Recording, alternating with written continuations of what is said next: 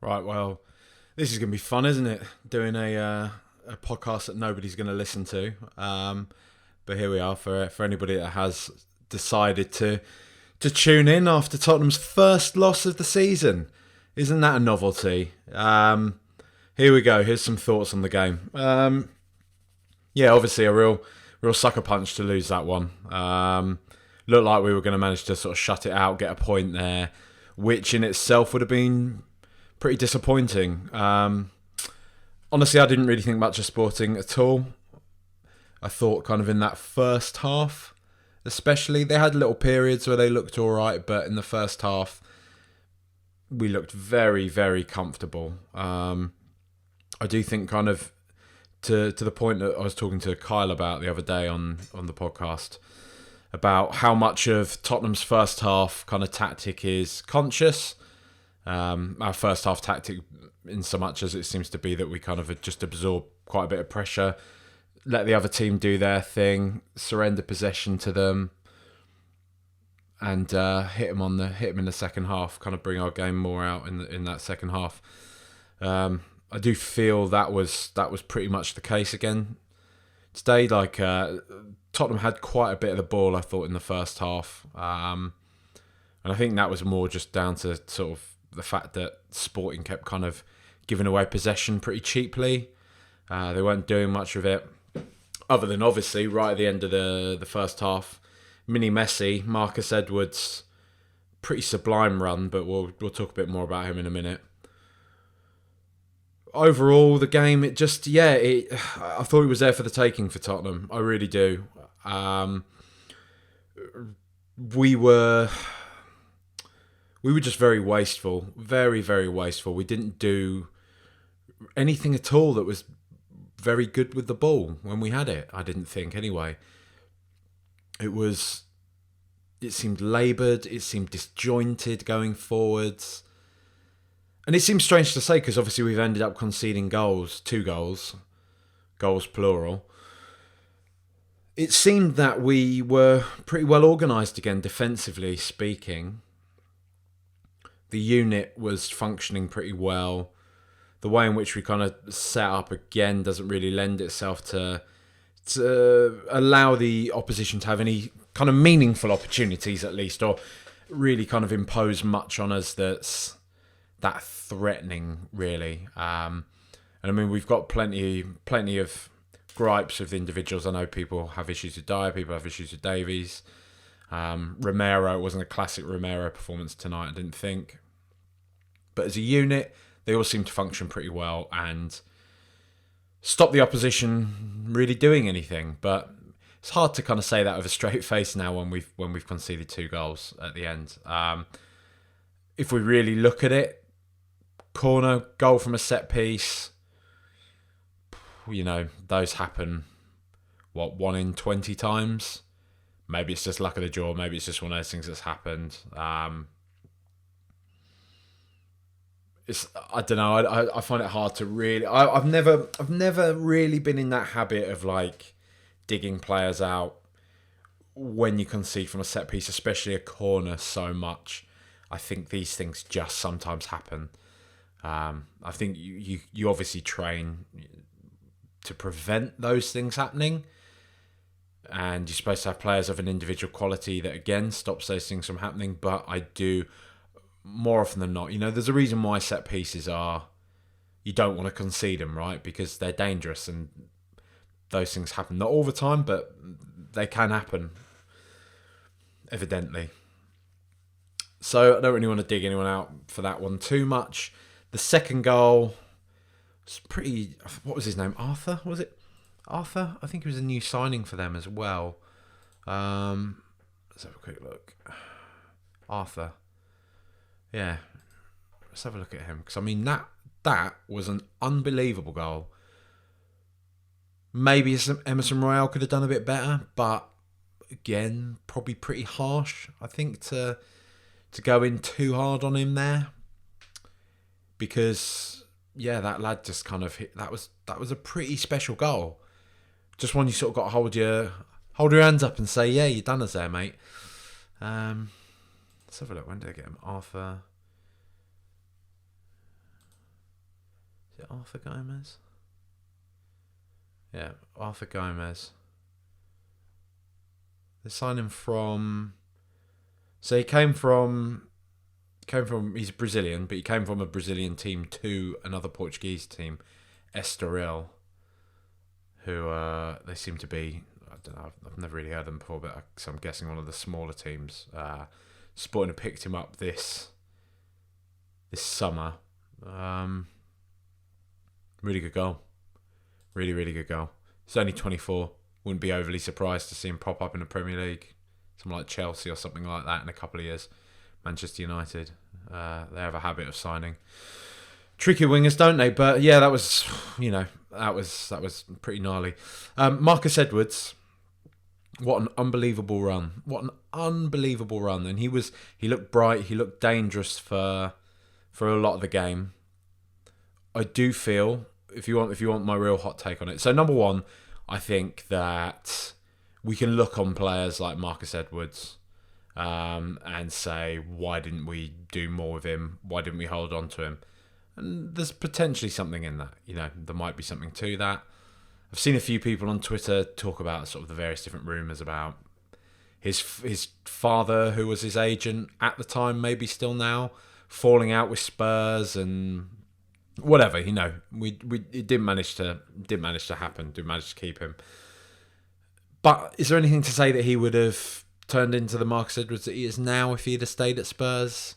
Is it the fact that he's moved abroad, moved to a team?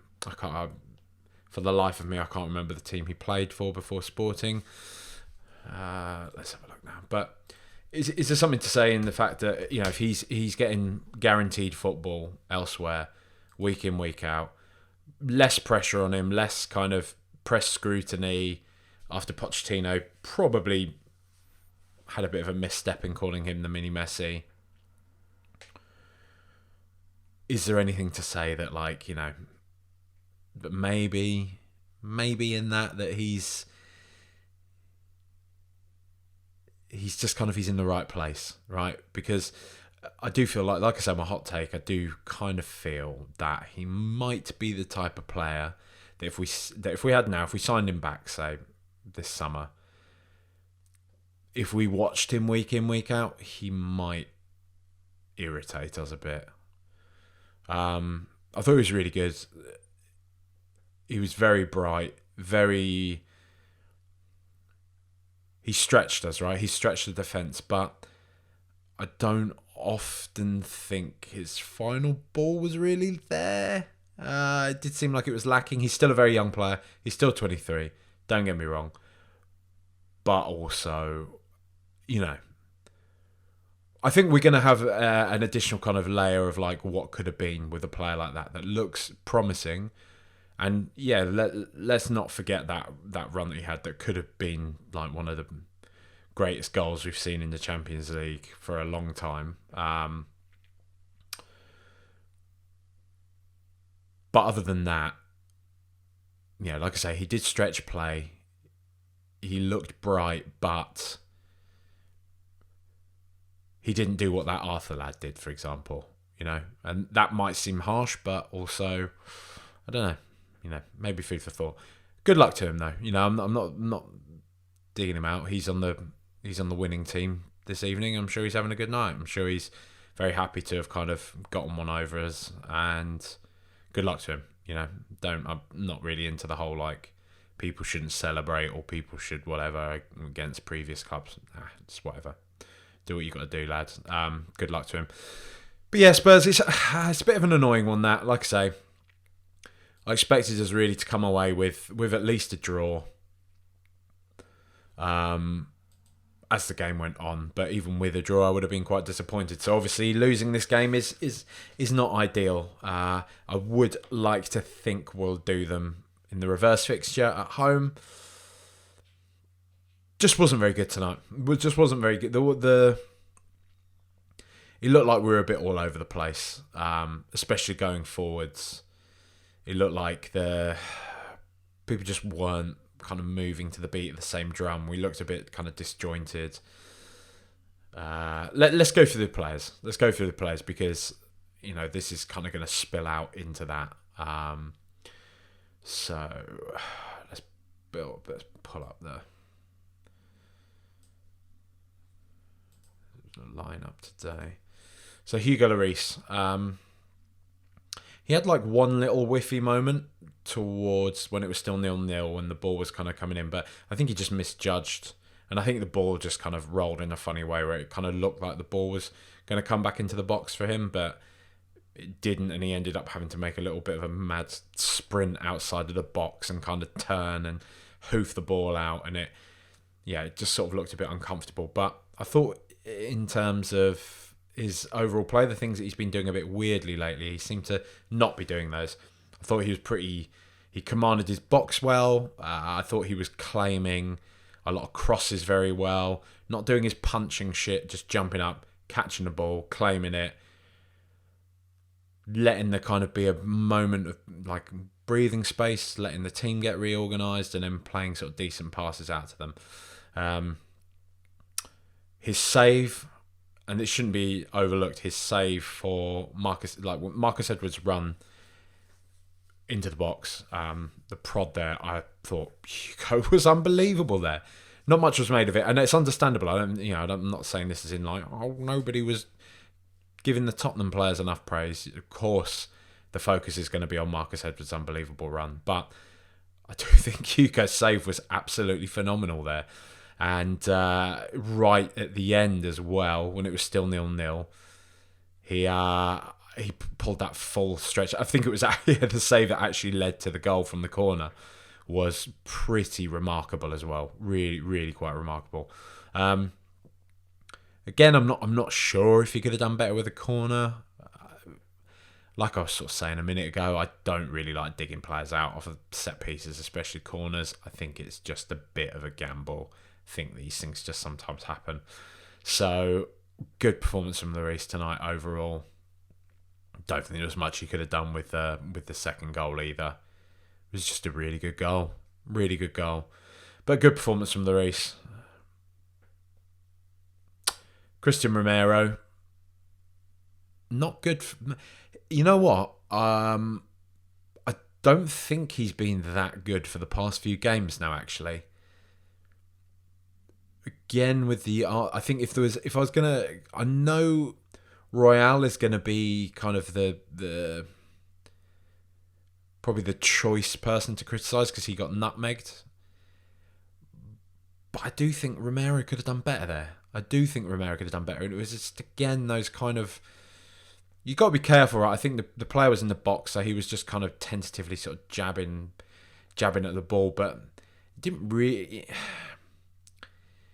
I don't know. I felt like he could have maybe done better. I think he could have sort of thrown caution to it and just thought, you know what, fuck it. Let's just go to ground and try and get the ball. And if I give away a penalty, I give away a penalty. It felt a little scrappy, and I felt that he was just a little scrappy throughout quite a bit of the game. I thought his passing was a bit off. His passing's usually very good. Like I said the other week, that he seems like it to be a completely new generation of defender, one that kind of gets forward and gets involved quite a lot at the business end of the pitch. Even in that sense, I don't think he was great tonight. I think he struggled a bit with... I don't really know if it's the pace of the game or the way in which we were playing. It just seemed like he was kind of one of maybe the main proponents of why we were a bit all over the shop tempo-wise, as he's somebody that often dictates that tempo for us, and we kind of rely on him and his quality to be able to do that. I just thought he was a bit off. Maybe he's one of those players that's so good that when he's not at his best, Tottenham aren't at their best. Could be something in that. Not 100%. It felt, in an eye test sense, it felt like he was a bit off, you know. Eric Dyer, just an Eric Dyer performance, I thought. Just solid, pretty dependable. Yeah, I think he got roasted by Marcus Edwards, if I recall, but I think quite a few defenders would in that situation. I think that was more about Marcus Edwards being exceptional than it was Eric Dyer being poor. That's the way I'd interpret that. But I thought he was pretty solid for most of the game. I thought his passing was really good. I thought a lot of the balls he was playing up to Richarlison quite often were really good, and that's kind of what we've missed since Toby Alderweireld's not been in the team. Is having somebody like from deep that can ping those balls, and we know Dyer's got that in his locker. We know Dyer kind of when he had his few stints at playing right back at times, some of his crosses were unbelievable when he was doing that. So I think his kind of probing forward balls are good. I don't know. I think there's a lot of confirmation bias for Dyer. People see what they want to see. Negatively about him. I just think he's fine. I think he's a fine player. I think he's solid. I think he's a decent enough performance. Ben Davies, again, I'd lump him in with Dyer, you know. And I think maybe this is part of the problem. Maybe people want players of a high grade.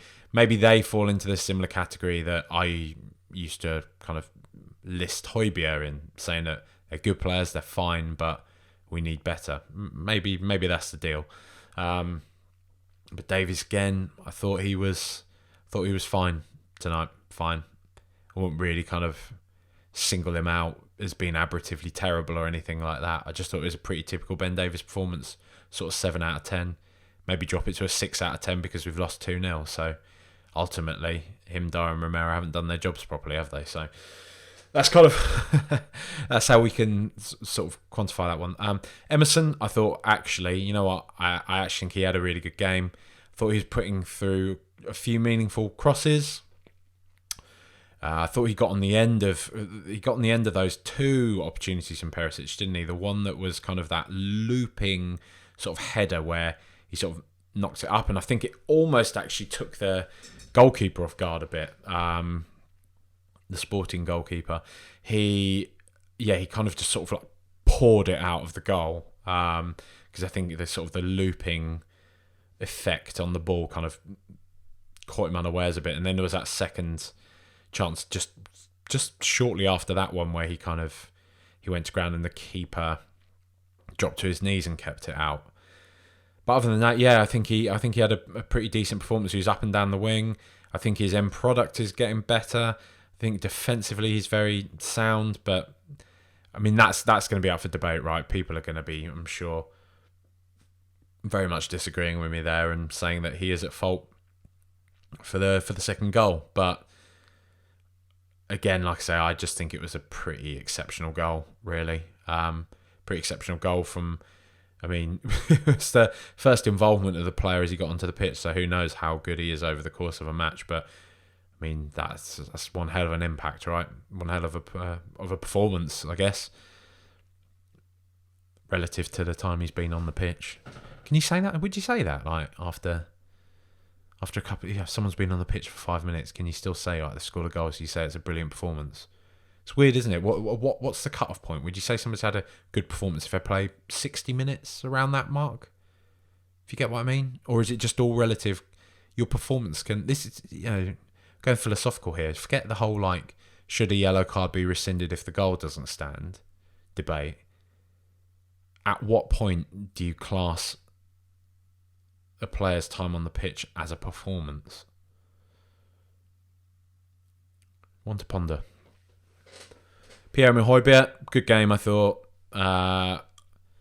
It's just another one of those games, isn't it, where our system kind of didn't really allow him to shower himself in glory. But I thought in the second half there was one who did one really, really neat little thing where he managed to sort of rob the ball off of one of the Sporting players, knock it back over his own head, spin, and then like smack a ball upfield to, I can't remember if it was to Richarlison or Kulusevski, but it was a lovely little skill and a lovely pass.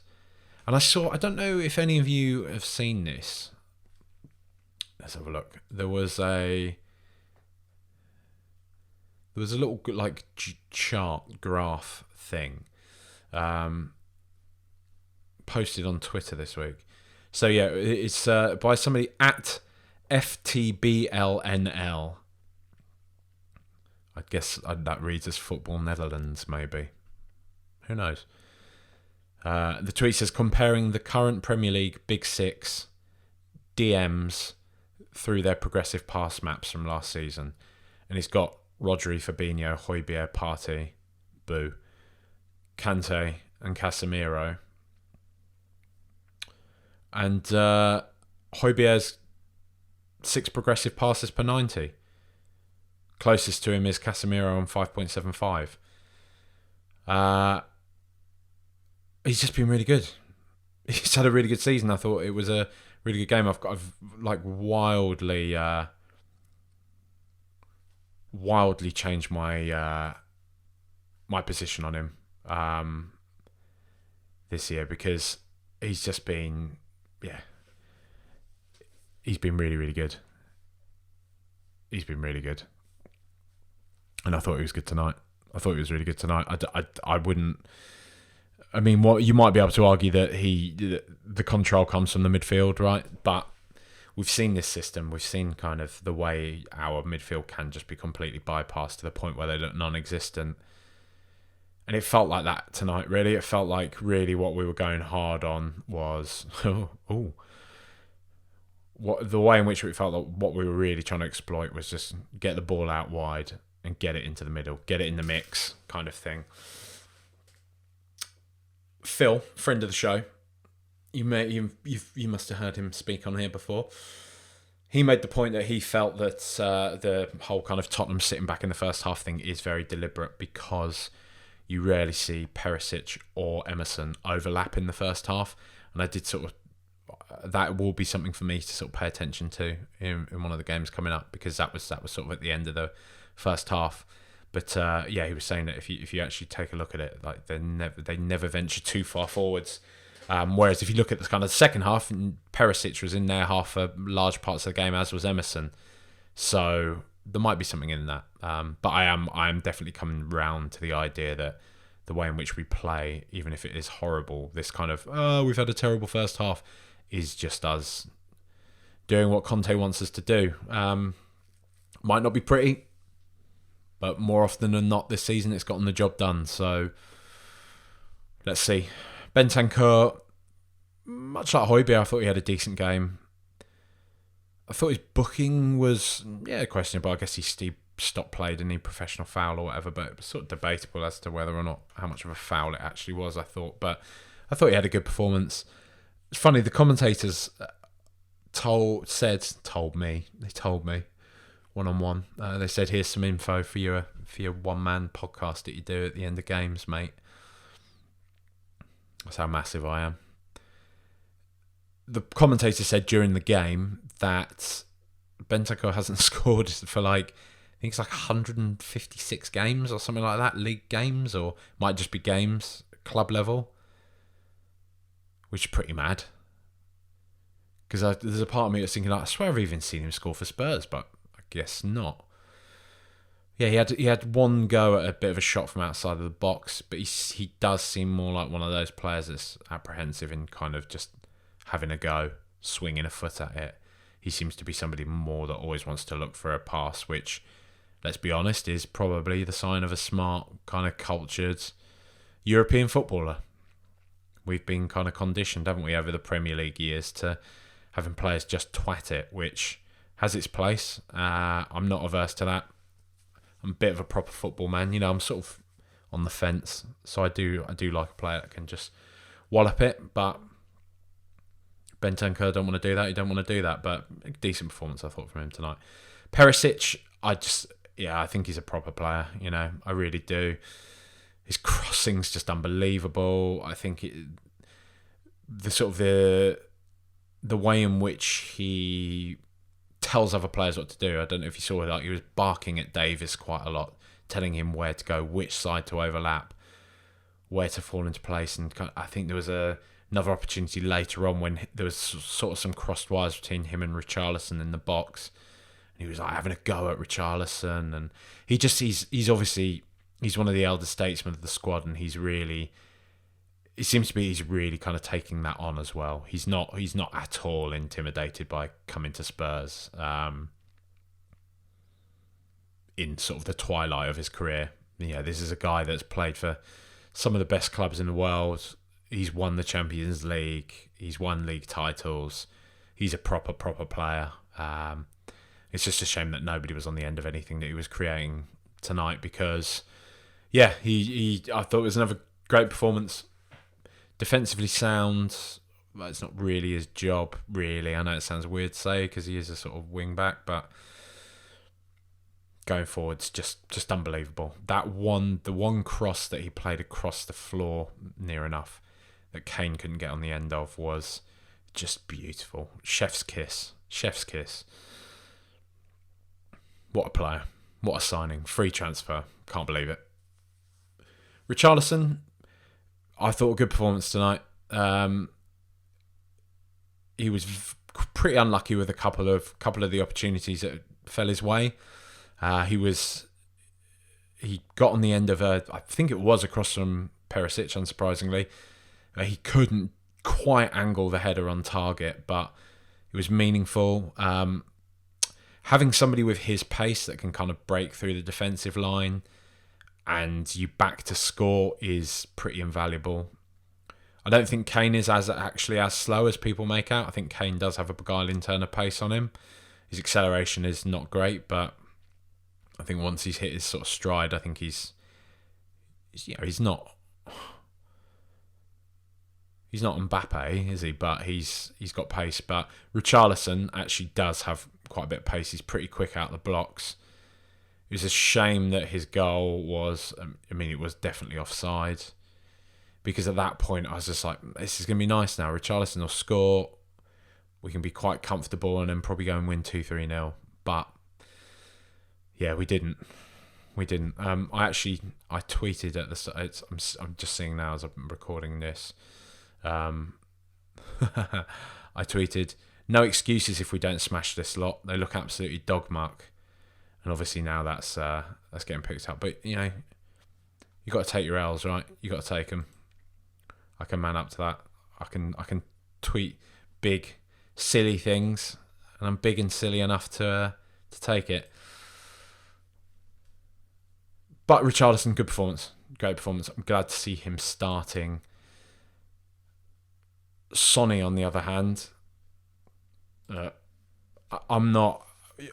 I'll be honest. I was not overly happy to see Kulusevski on the bench. He's one of our best players. He's young, he's exciting, he's hungry, he's talented. We talk about rotation, right? But he's been out the side for, the past 3-4 games now? It's not really rotation, is it? And we're doing this to to place Son into form, but are we not risking playing Kulusevski out of form by keeping him out of the team? Because Son again was just, I'm sorry, I just thought he was abject. I love Son. I don't for a second forget everything that Son has done for us. I don't forget what a great guy he is, what a club legend he is. He is a club legend already. I don't doubt that he will hit his stride, get back to it, and be the Son that we know and love.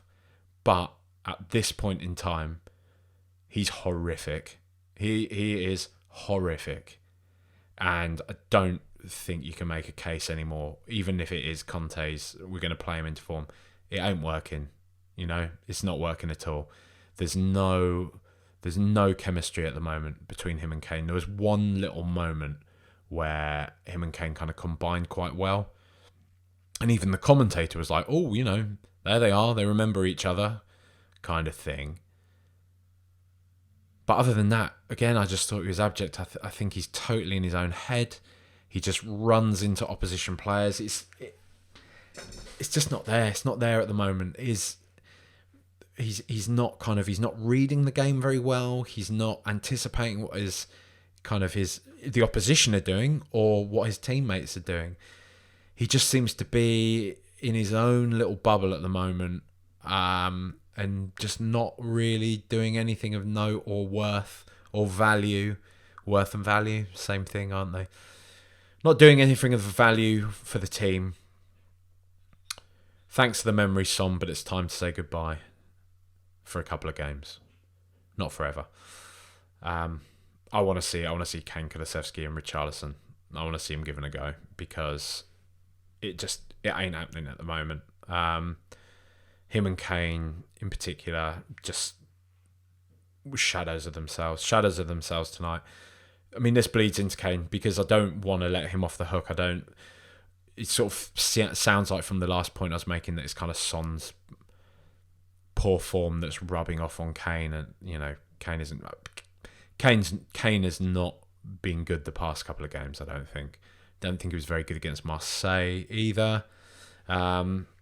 We always know he starts the season slowly.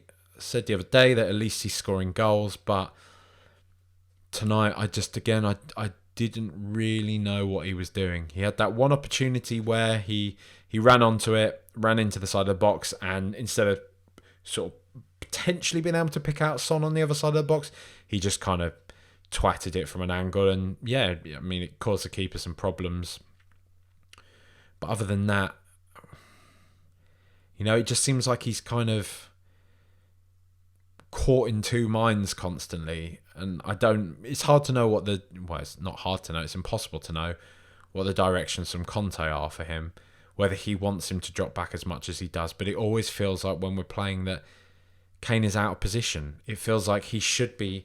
We've finally got somebody now in Perisic that can play the sort of balls that somebody like Kane should be feasting on, and he isn't there.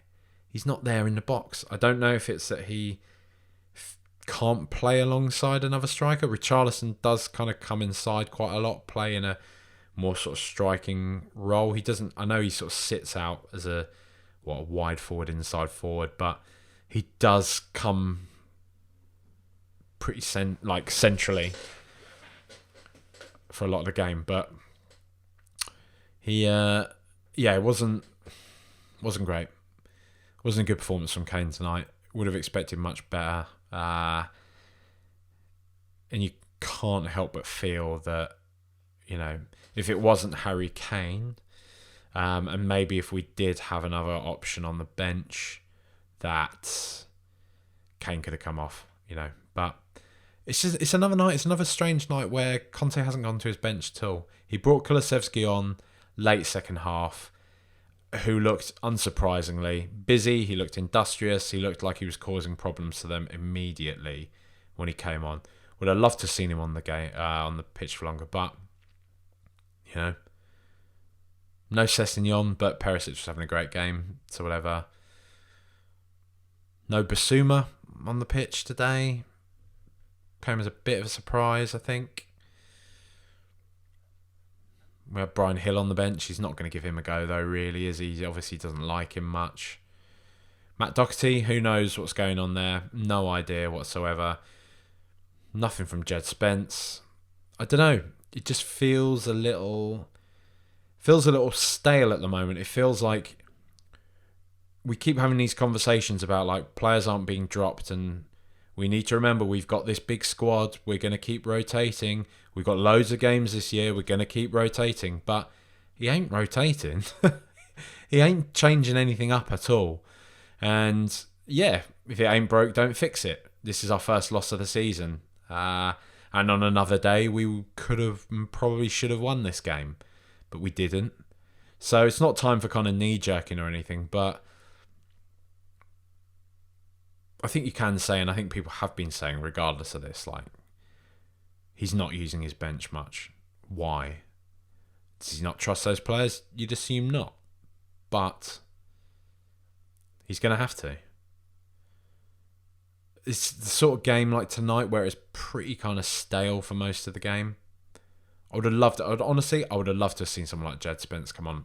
I've said Emerson had a good game. I do think he had a good game. But that kind of, those sort of glimpses we saw of the explosivity of Spence, I'd have loved to have seen him come on for maybe 60 minutes onwards, run at them, be kind of bullish. And I don't really get why Conte seems so averse to that. Well, I do get it. He's one of these, he's from this school of pragmatic managers, isn't he? From risk-averse, win-at-all-costs type managers, which Is maybe what we need. We need that to. We need somebody to get something over the line for us to break our duck. Do you say? Is that the saying? Break your duck. Score the first run of one's innings. Oh, it's a cricket thing. There you go.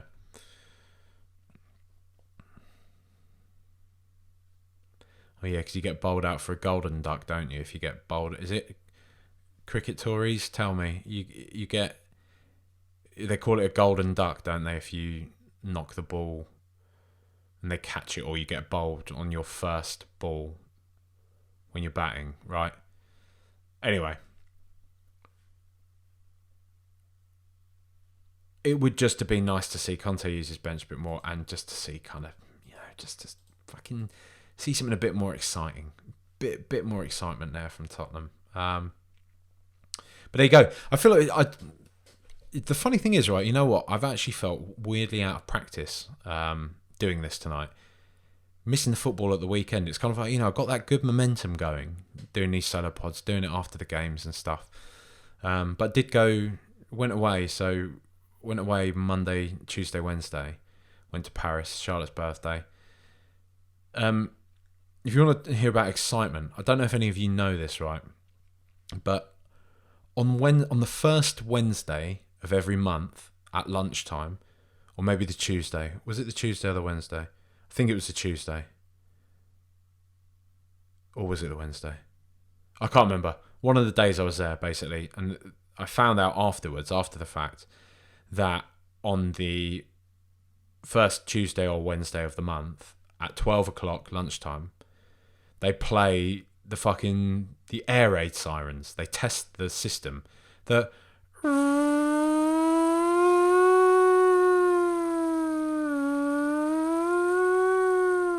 That thing. So we're walking around Paris, like fucking munching croissants and stuff. Literally, not just being a Jeremy Clarkson.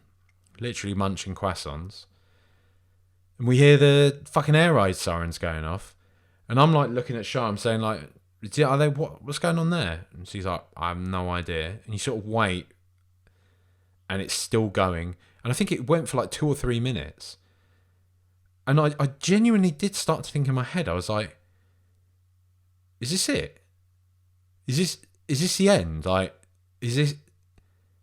have I missed something? Like the whole Ukraine conflict and NATO and all this type of stuff. Is this what happens now? You just suddenly hear that and then flash a light and it's all gone. But it was quite it was really eerie, because I was looking around and seeing most people. It was quite, it was a midweek, not holiday season or anything like that. So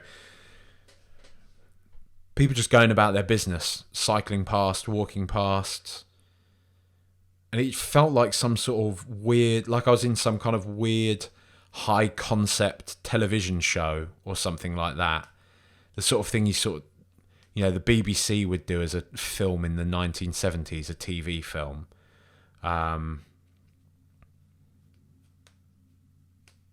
Where, when people were kind of obsessed with that kind of Cold War vibe.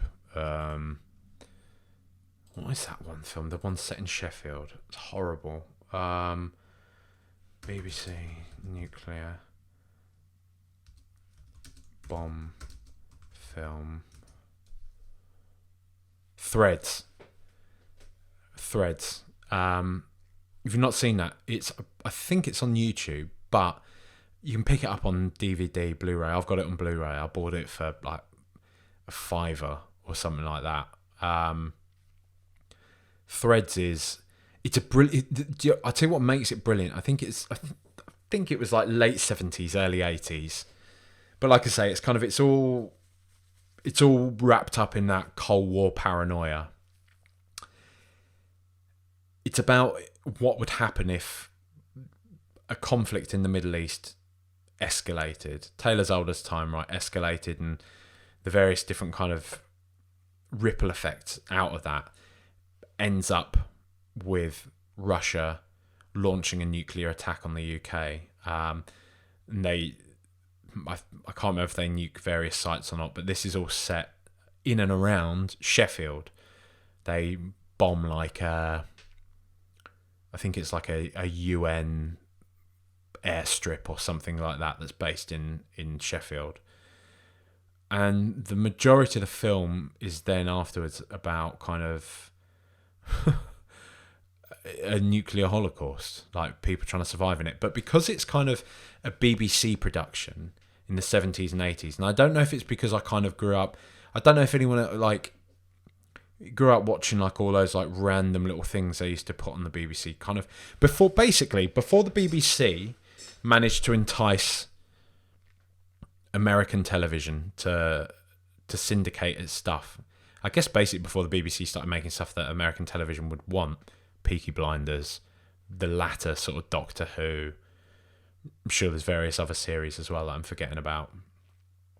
But before that, most things on the BBC you would often watch with like an air of like detachment. You knew it was a bit tin pot, but the writing was often pretty decent. Obviously talented people working on stuff within the kind of limits of what the budgets allowed them to do. But sometimes that kind of effect can make something even more creepy, I find. It can make something even more eerie when something actually looks a bit shit.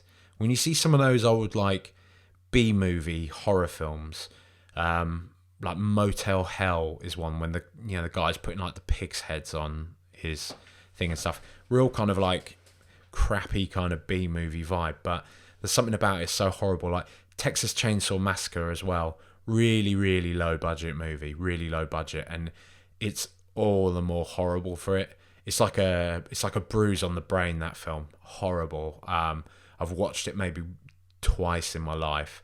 Once, and then the second time kind of as a bit of a hate watch. Great film, don't get me wrong, but as a hate watch just because it's so horrible. It's so miserable. Like I say, bruise on the brain.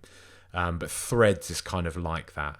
It's kind of janky production, just lends it to feel sort of more real, almost like you're watching, maybe 2,000 years in the future, some archive footage that was gathered around the time that civilization first collapsed in the 1980s when the Cold War kicked off. Because the camera quality is not great and all that type of stuff.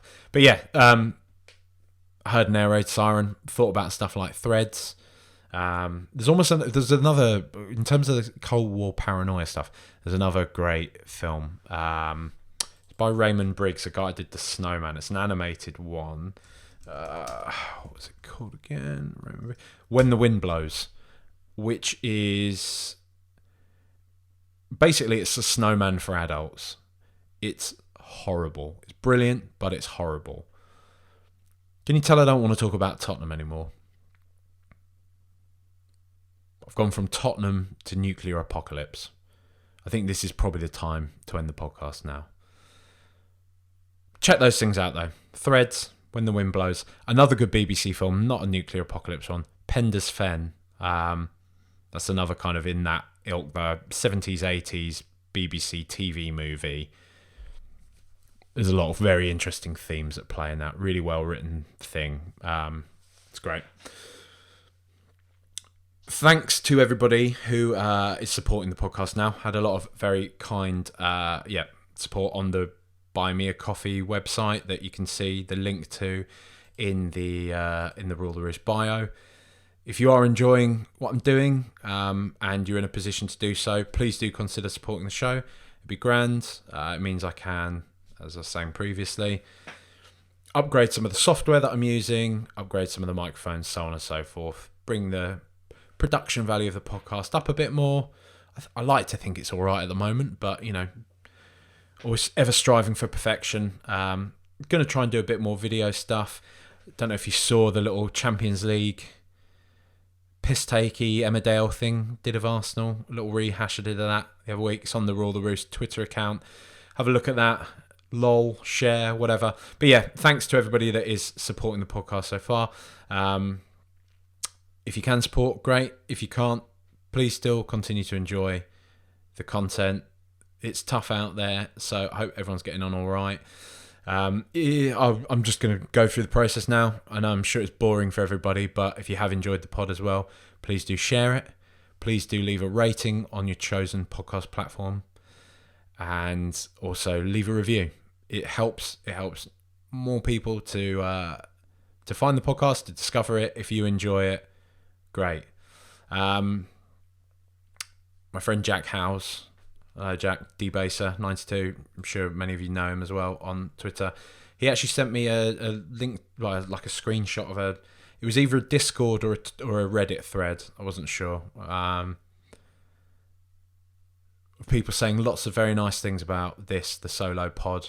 And just so you know, it made me feel good. So thank you. I do appreciate that very much. I'm glad that people are enjoying it and that it's almost becoming part of your post-game ritual. Had a couple of people reach out to me and say that they, it's nice. It's just like having a chat to somebody after a game down the pub or something like that. So that's what I'm going for. I'm not going for big opinions. I sort of joke about this stuff. This isn't about big opinions. It's not about being knee-jerk. It's not about kind of clickbaiting a kind of massive opinion or anything like that. It's just me kind of just spewing out into the ether. So if you're connecting with that, I'm glad to hear that.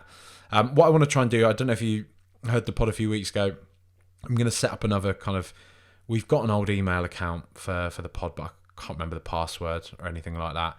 So I'm going to set up another email account and I'm going to start getting people to send in voice notes. I'm going to start getting you to send in voice notes. And I can do one at the end of each month of sort of various people's different thoughts and everything about about what's going on at Spurs. I'll probably do a prompt out there. I'll probably ask you. It'll be like an A/B thing.